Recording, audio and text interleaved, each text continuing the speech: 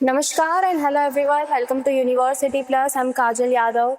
Today we will discuss about Bihar NEET UG Counseling 2026. As you all know, Bihar ने अपनी NEET UG counselling 2026 start कर दी है और इससे हमारे रजिस्ट्रेशन भी स्टार्ट हो चुके हैं। अब रजिस्ट्रेशन से जुड़ी कुछ इंपॉर्टेंट बात यहाँ डिस्कस करने वाले हैं।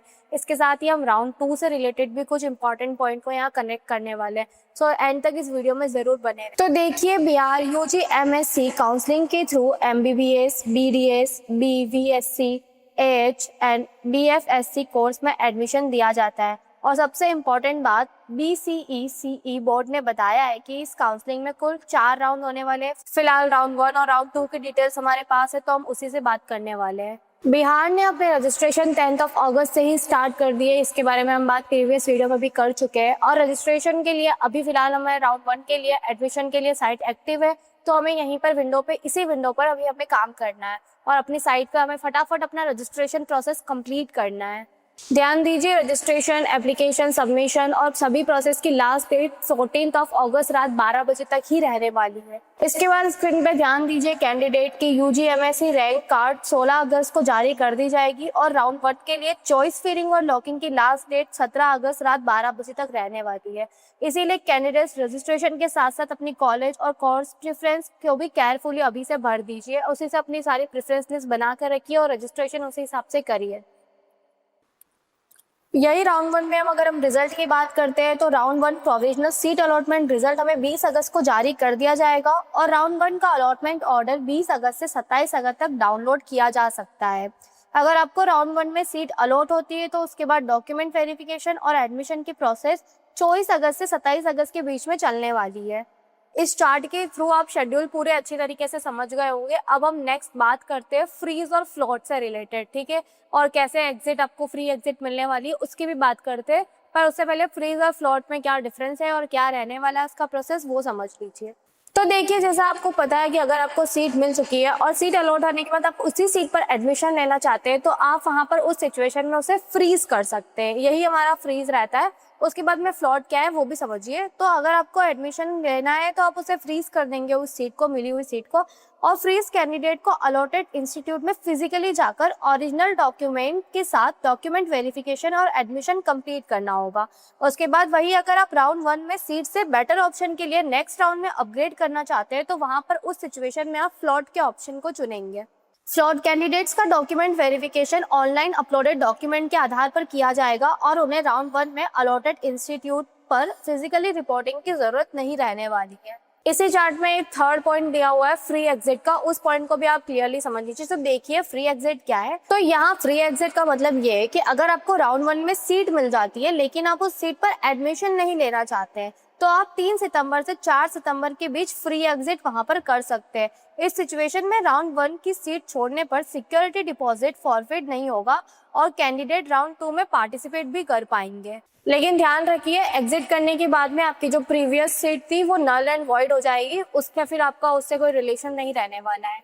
इसीलिए राउंड 2 में पार्टिसिपेट करने के लिए आपको फ्रेश चॉइस फिर से भरनी पड़ेगी। लाइक वो आपकी जो चॉइस फील्ड का जो ऑप्शन आएगा वहां पर आपको फिर से भरना पड़ेगा, क्योंकि राउंड 2 में कंपटीशन और कट ऑफ दोनों ही चेंज होने वाले हैं। तो राउंड 2 देखना हमारे लिए इंपॉर्टेंट होता है क्योंकि उसकी डेट भी हमारे पास में है, तो हम उसी पर डिस्कस कर लेते हैं। तो देखिए, अगर राउंड 2 की हमारे चॉइस फिलिंग की बात करें तो उसकी डेट हमारे पास है 6 सितंबर होगी और 6 सितंबर से हमारा चॉइस फिलिंग का प्रोसेस शुरू होने वाला है। उसी के बाद चॉइस फिलिंग और लॉगिंग की लास्ट डेट हमारे पास 7 सितंबर ही रहने वाली है, यानी कि 6 से 7 के बीच में ही ये करना है आपको, ठीक है। उसके बाद एक इंपॉर्टेंट बात कर लेते हैं, राउंड 2 में राउंड 1 की vacant seat plus upgraded seat plus resign seat सब कुछ इंक्लूड रहने वाली है, ठीक है। इसीलिए कई बार ऐसा होता है कि स्टूडेंट्स को राउंड 1 से बेहतर कॉलेज राउंड 2 में मिल जाते हैं। चलिए अब 11 सितंबर की बात करते हैं। तो 11 सितंबर को हमारा प्रोविजनल सीट अलॉटमेंट रिजल्ट आने वाला है।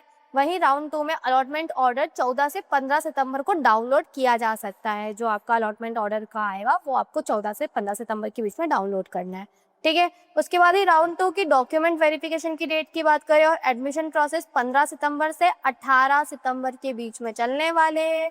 राउंड 2 में एक और इम्पोर्टेंट पॉइंट, अगर आपने राउंड 1 में पार्टिसिपेट किया तो भी राउंड 2 में फ्रेश चॉइस फिल करना आपके लिए जरूरी है, क्योंकि system automatically previous choice carry forward नहीं करता है। अभी हमने डिस्कस किया है इस बारे में। क्योंकि आपको यहाँ पर सेकेंड राउंड में आपको फिर से चॉइस फिल करनी ही होगी। एक बात ध्यान दीजिए कि राउंड 2 में आपको फ्रेश रजिस्ट्रेशन का मौका नहीं मिलने वाला है। ये बात आप ध्यान से सुन लीजिए। आपको राउंड 1 के अंदर, मतलब कि अभी ही हमारा जो विंडो ओपन है वहीं पर रजिस्ट्रेशन राउंड 2 के लिए भी करना है। यानी कि आपको जो भी रजिस्ट्रेशन करना है वो राउंड 1 और राउंड 2 दोनों के लिए ही करना है। चलिए अब हम फीस की बात कर लेते हैं। तो देखिए स्क्रीन पर, तो सबसे पहले हम गवर्नमेंट मेडिकल, डेंटल, वेटरिनरी और फिशरीज कॉलेज के लिए काउंसलिंग फीस की बात कर लेते हैं। तो unreserved category, EWS, backward class, EBC candidate के लिए रजिस्ट्रेशन काउंसलिंग फीस का आप देखिए 1200 रुपये रहने वाली है, और एसटी, एससी और डीक्यू कैंडिडेट के लिए ये 600 रुपये अमाउंट रहने वाला है। गवर्नमेंट कॉलेज की सिक्योरिटी डिपॉजिट की बात करें तो अनरिजर्व कैटेगरी और ईडब्ल्यूएस के लिए ये 10,000 रुपये अमाउंट रहने वाला है। वहीं ST, SC, BC, EBC category के लिए 5,000 रहने वाला है। अब हम प्राइवेट कॉलेजेस की बात कर लेते हैं।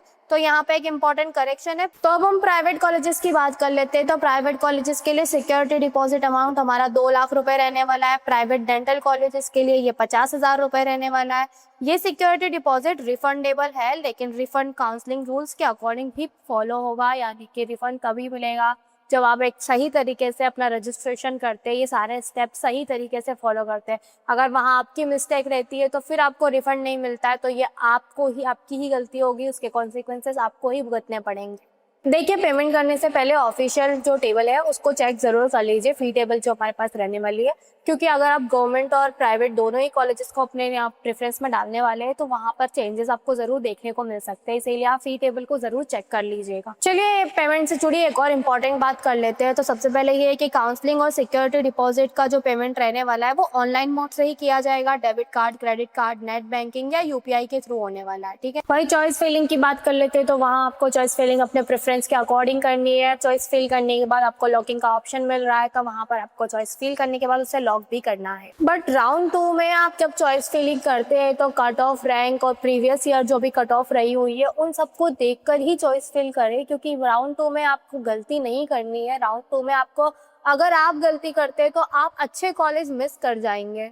तो इसीलिए प्रेफरेंस लिस्ट ध्यान से बनाएं और राउंड 2 में उसी अकॉर्डिंगली अपनी चॉइस फिल करें। अगर हम डॉक्यूमेंट की बात भी करें तो राउंड 2 के रिलेटेड, तो अगर डॉक्यूमेंट्स की बात करें तो वहाँ आपको एक्स्ट्रा ध्यान देने की जरूरत है। डॉक्यूमेंट आप देख लीजिए एक बार, अगर आपको सीट अलॉट हो जाती है तो डॉक्यूमेंट भी बहुत इंपॉर्टेंट रोल है आपका। कैंडिडेट को रिक्वायर्ड डॉक्यूमेंट्स की स्कैन कॉपीज काउंसलिंग पोर्टल पर अपलोड करनी होती है। उसके बाद डॉक्यूमेंट वेरिफिकेशन के समय ओरिजिनल डॉक्यूमेंट लेकर जाने होते हैं, ठीक है। इंपॉर्टेंट डॉक्यूमेंट में क्या क्या शामिल रहने वाला है तो ये देखिए।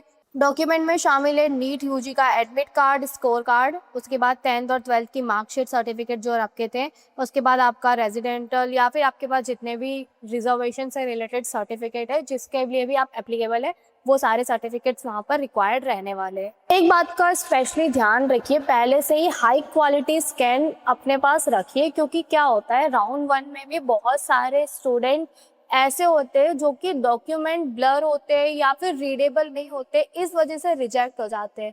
तो इसीलिए आपको क्या करना है, आपको अपने डॉक्यूमेंट को, उनकी जो आप केबी कम करते हैं 200 केबी तक रखने हैं ना, तो उनकी जो केबी आप कम करते हैं तो वो उनको इतना रखिए कि वो रीडेबल हो। आप ब्लर डॉक्यूमेंट नहीं अपलोड कर सकते हैं, वो रीडेबल नहीं होते तो उसकी गलती तो वहाँ गलती तो आपकी रहने वाली है। इसीलिए रीडेबल डॉक्यूमेंट रखें और ऐसे ही जो हाई क्वालिटी स्कैन पे हो वो जो देखे जा सके, पढ़े जा सके, वैसे ही डॉक्यूमेंट अपलोड कीजिए। चलिए अब सारी डेट्स में आपको एक बार फिर से पढ़कर बता देती हूँ। आपकी रजिस्ट्रेशन की डेट 10 अगस्त से 14 अगस्त के बीच रहने वाली है। रैंक कार्ड आपका 16 अगस्त को आने वाला है। चॉइस फिलिंग और चॉइस लॉकिंग आपकी 17 अगस्त तक रहने वाली है। राउंड 1 का रिजल्ट आपको 20 अगस्त तक मिलने वाला है। राउंड 1 डॉक्यूमेंट वेरिफिकेशन और एडमिशन 24 से 27 अगस्त के बीच रहने वाले हैं।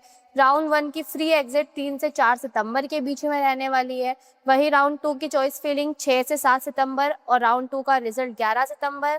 राउंड 2 का डॉक्यूमेंट वेरिफिकेशन और एडमिशन 15 से 18 सितंबर तक में रहने वाला है। भाई मैं आपको पहले ही बता चुकी हूँ, राउंड 2 में आपको फ्रेश रजिस्ट्रेशन का मौका नहीं मिलने वाला है, तो इसीलिए राउंड 1 में ही इसे कंप्लीट कर लीजिएगा। अगर आप भी बिहार नीट यूजी काउंसलिंग में पार्टिसिपेट करने वाले हैं और इससे रिलेटेड और भी इंफॉर्मेटिव वीडियोस चाहते हैं तो हमारे चैनल से जुड़े रहिए और कमेंट डाउन करके बताइए कि आपको किस टॉपिक पर वीडियो चाहिए। नेक्स्ट वीडियो आपको उसी टॉपिक पर मिल जाएगा। धन्यवाद।